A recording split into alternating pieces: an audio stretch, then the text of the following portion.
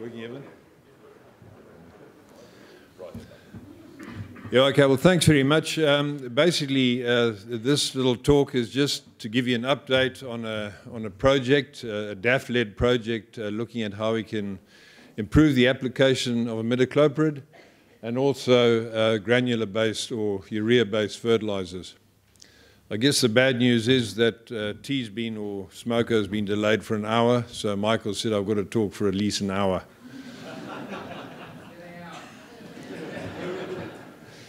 So there are quite a few players, and it's not a high budget project. It started in 2016, and it will end in July this year or June this year.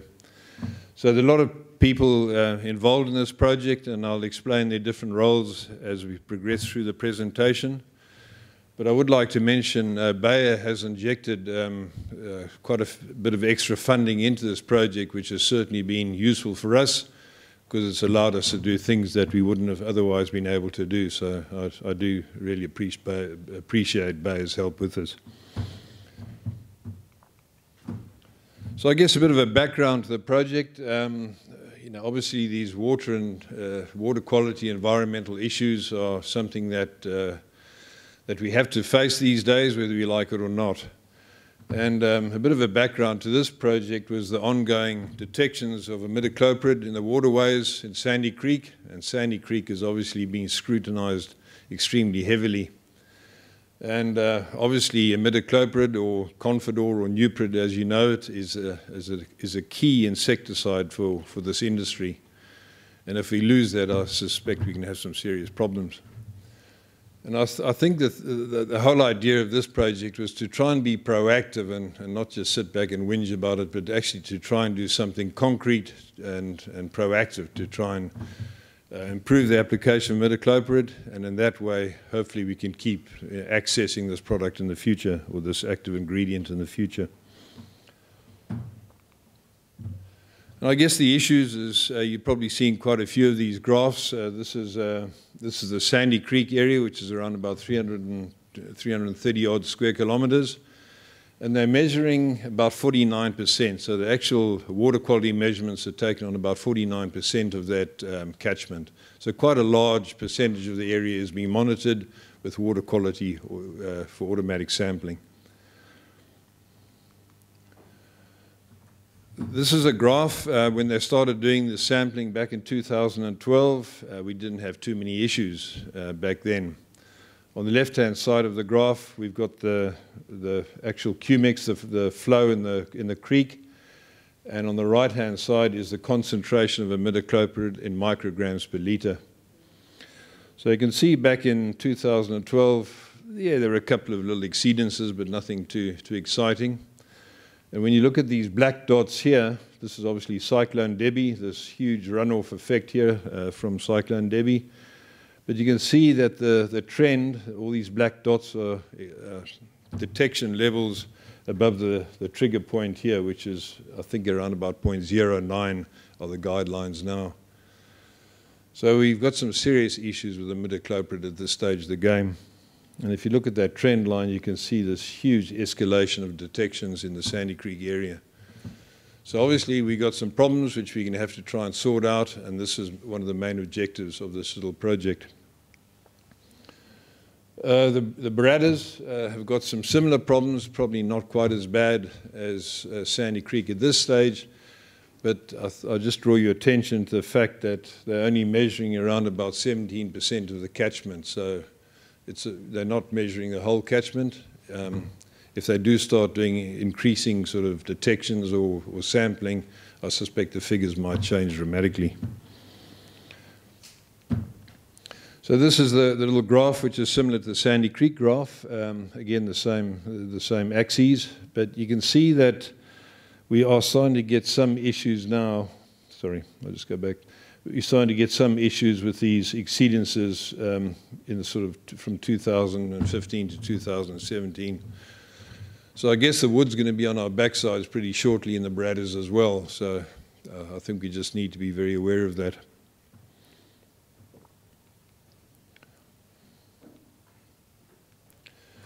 So I guess one of the issues, and this is certainly not the only issue, there's another little project called the Sandy Creek Project in the Mackay area, where they're looking at a whole lot of different aspects on how we can improve imidacloprid application, where we put it on, how much we put it on, what rates we use.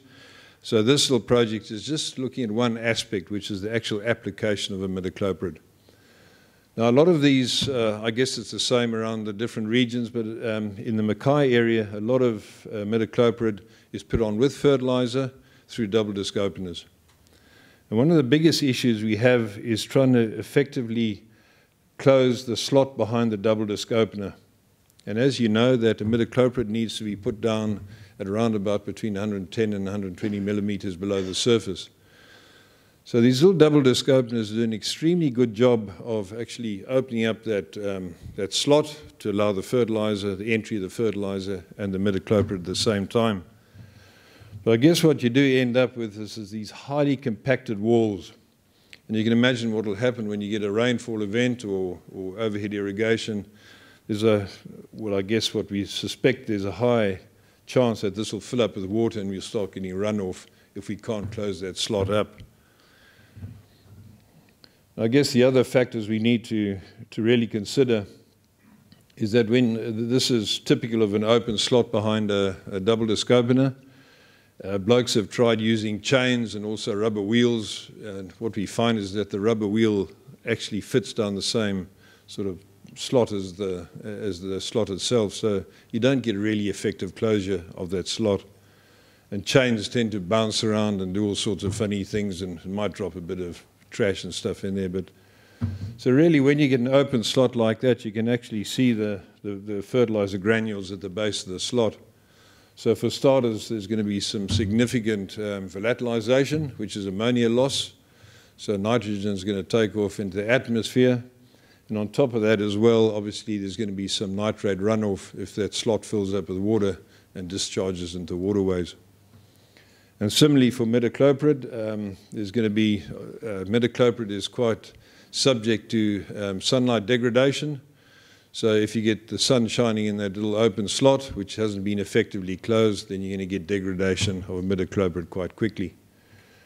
And I guess the runoff effect is the same as the nitrate. As that little slot fills up with water, there's a good chance that you'll lose a lot of imidacloprid, out of the system or out of the paddock. So I guess the project has four major components. The first one, I got EHS Manufacturing, which is a little engineering group in Mackay.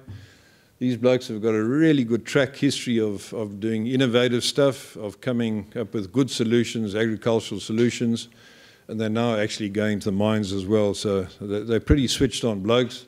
They know what they're doing, and they normally come up with something which is quite innovative and exciting. And I also got a bloke called Dave McKeering from Central Coast Spreading, who does a lot of application work, imidacloprid and urea application in the Sandy Creek area, and teamed these two blokes up to try and come up with a good design on how we can effectively close that slot behind the double disc opener. And the other component was the rainfall simulation work, which Phil Jeston undertook on behalf of reef catchments. So this was basically after we designed the wheel and hopefully got a good result, that we could actually validate how effective the good closure of the slot, what result it would have. So the rainfall simulation was the component which would test that. And we basically set up a trial design where we looked at a runoff at 7 days, at 30 days, and then 100 days. And there were also 2 replications on that trial design. And the third component was, again, Bayer put up their hand. Ben Schofield has already established this trial. Ben is the regional rep here. And he's established that trial in the Sandy Creek area, and we should get results from that around about probably mid to late April when Ben starts doing his diggings. So basically that trial design has got a control with the closing wheel and without the closing wheel. I guess the other important part is that we all have have an extension component, and it's very pleasing to see that a lot of people have put up their hands to say, if this is effective, well, let's push it and try and, seen to be doing something right for the stewardship of imidacloprid. So prior to the actual, this EHS have got some really highly sophisticated software. I don't know how the hell it works, but it seems to be able to come up with a concept. They can then test that concept and then put it into practice in the field. So prior to the design of this closing wheel for the slot, they had a good look at Dave McKeering's machine to see if they could actually improve the functionality of that machine. And what they found is that it's very difficult to actually get control of the depth at the back of the machine on this trailing design applicator. So they developed a thing called a trailing arm, which is a bit like the tilt on a motorboat. You can sort of change the tilt around the axle, so you can actually put on extra weight on the back or bring it forward depending on the soil type and the hill height. So this little design actually worked really well. You can fine-tune, the sort of weight distribution of that applicator. And this was not funded by the project. Dave McKeering put his hand in his pocket and said, well, if I'm going to do it right, I'll pay for this bit of work. So this is highly effective in actually fine-tuning the depth setting on both the double disc opener and the closing wheel design that EHS came up with. So I guess this is the design. You've got your forward coulter there, which obviously cuts the trash, and then your double disc openers directly behind it. And then they came up with a spike wheel design, which is quite clever. It actually has got, because of the angle of the little steel tines, it's got a hard in type of action and an easy out action. So that really was designed to effectively collapse those side walls on that slot and have a complete closure of that open slot behind the double disc opener. Once they'd done all the basic design, it was then field tested extensively in 2016. We tried on a whole lot of different soil types, different crop heights, and this machine runs around about 12 kilometers an hour, and he uses the dosatron, which actually just injects Confidor in this case directly into the water stream, which goes in behind the double disc openers.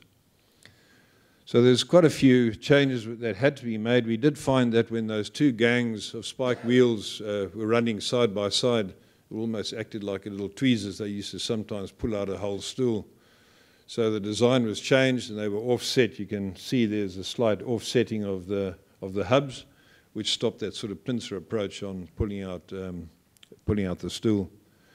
They also had to change the actual rake, the rake and the spring tension, because if you had a very high hill up, sometimes the actual wheel would bottom out and start blowing the actual hill up area apart.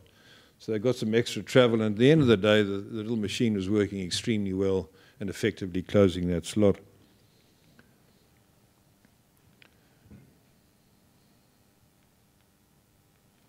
What's wrong with this thing, Evan? I think we ran out of batteries, mate.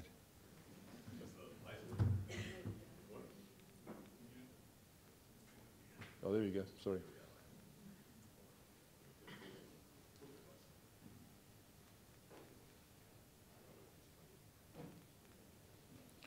Have you got another one of those? Yeah, I don't think it's functioning really well.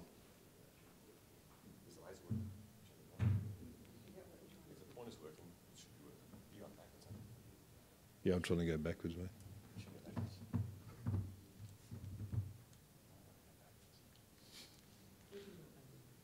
You did, maybe? Sorry, you just go one backslide, man. Yep. So when we're actually testing this little trailing spiked wheel at the back of the machine, they did some very careful modeling to see exactly what sort of damage this wheel might do to different crops. And we found there's virtually very little damage at all. If your crop row is only 250 millimeters wide, that the most damage you can expect would be something around about 5.2% of tiller damage, which is really, it's not a big figure in the whole scheme of things. And obviously the wider the row, the less stool damage there is. You'll actually find that, when you get tillering in ratoon crops, you might get up to 140,000, 150,000 tillers. and normally they'll shed a lot of tillers, and you'll end up with around about 100,000. So there's a lot of shedding of tillering going anyway.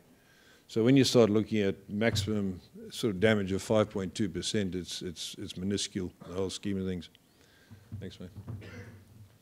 So this is the sort of ground job that is very typical behind a double disc opener. This will vary between soil types, but this is the actual trial site where we did the rainfall sim work. This is the slot that was left behind, and as you can see, the urea granules are visible at the bottom of that slot. So you can imagine the huge amount of volatilization with the right weather conditions. This is quite typical of the ground job done behind those spike closing wheels, which have been called stool zippers. EHS have come up with that name. And by and large, it does an extremely good job of closing that slot effectively behind the double disc openers. I guess there is some variation. Is it perfect 100% of the time? Obviously not. There will be instances where there might be a little bit of a gap, but generally speaking, the results were extremely pleasing with the ability of that little closing wheel to close up that slot. This is the rainfall simulation trial, which was run by Reef Catchments. And as I said before, we ran seven-day simulations at 30 days and 100 days after application. So this was, we had a couple of treatments. Obviously, the urea blend and Confidor applied behind the spike wheel, and also urea blend and Confidor with an open slot, the normal configuration. And there are 2 replications on that. And that's young Daniel Gonzalez, who's the new agronomist in Mackay, and he said maybe we should start making some money on the side and try and rent out those little huts and see if we can make some money on the side, because we don't get much money with DAF. We're on pretty low salaries. So those little rainout shelters are basically put in for the 30-day and the 100-day simulations. Obviously, that's to stop rainfall, getting rid of all the product before you actually put the rainfall simulation apparatus over those plots. So just before you do the rainfall sim, you'll take the little huts down and then do the rainfall simulation work at those 3 time constraints. I didn't bother about the 7 days because it takes quite a lot of work to actually put those little things up. And poor old Daniel spent a lot of time fixing them whenever there's a bit of a storm or a windy event. We didn't find any VB cans lying around, which is quite good. Thanks, man. I must say, when we first set up this rainfall simulation as the validation work, I suddenly got cold feet and thought, my God, I think we can have some rather funny results.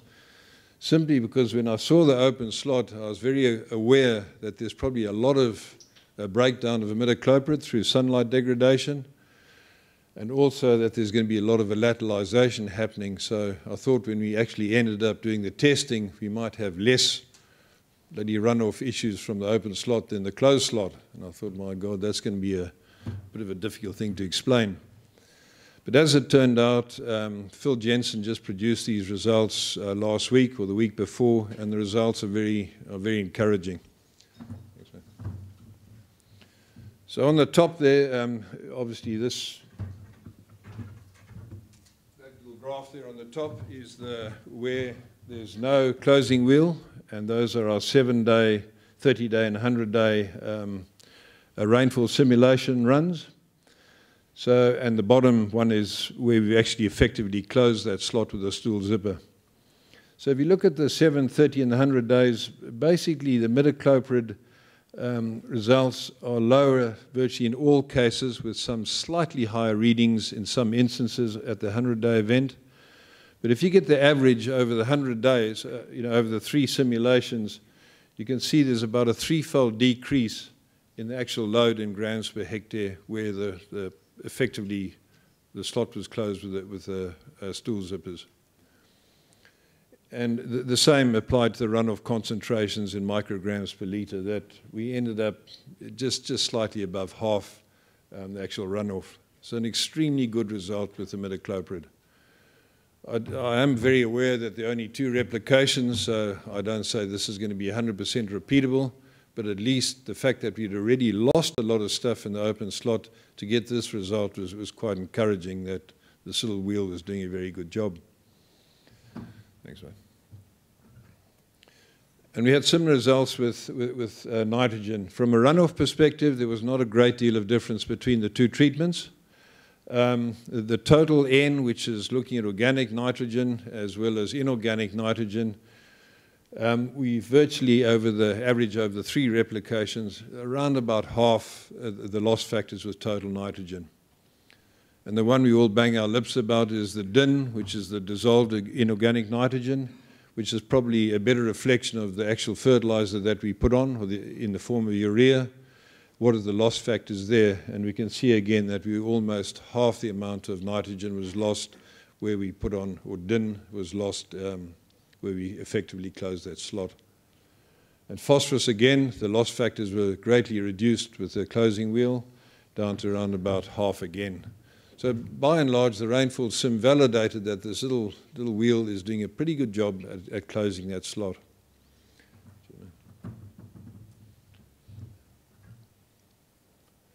And I guess the good thing is there's no intellectual property. These wheels are now available to the industry for those who want to use them. If you think you've got an engineer who can maybe make them a bit cheaper than EHS, you're quite welcome to do that. So what EHS is planning to do over the next couple of weeks or in the next month or so is to upload the total design of this wheel onto their website, so anyone can access it and then build these things off their own bat. Thanks, mate. And again, I must say I do appreciate Bayer's input and Mr. Richard Dickman at the back, who actually put up a fair bit of money to build these things. He said, well, it seems to be working well. Let's put this out across the regions. So they funded another 9 little closing wheels, which will fit on 3 applicators for deployment in the Proserpine area, the Bradders, and also the wet tropical area. And I've just finished a round of meetings with these different organizations, and we've got people who are very keen to take this on and promote them and try them out on a broad scale basis. Thanks, man. So I guess the key point is that you know, environmental issues are very much part and parcel of sugarcane farming, and we can't close our eyes to the fact that the scrutiny is not going to go away. And I really think, thanks mate, that we need to be extremely proactive. If we're proactive and do the best we can, then I think that's the best way to try and get some of the results we want from environmental perspective. And I've been working quite closely with people and pharmacists and others to try and look at how we can start getting finer scale management and utilizing things like yield maps and EC mapping to get finer scale management, work out where we got low production and what we can do about it. Because I'm pretty sure that in the next 5 to 10 years, we'll be using these technologies to have much finer scale management across a whole range of inputs. And I think this is probably going to be the way forward to address both productivity issues as well as environmental issues. And I guess the whole trick is that I think we all need to be singing off the same sheet when we, you know, start developing these projects. We're all on the same wavelength, because I'm pretty sure that this is going to be the way of the future for us. When exactly, I'm not sure, but it certainly will happen. Thanks, mate. So I guess that's where we're up to, and I don't know if there are any questions about this, but please feel free to ask.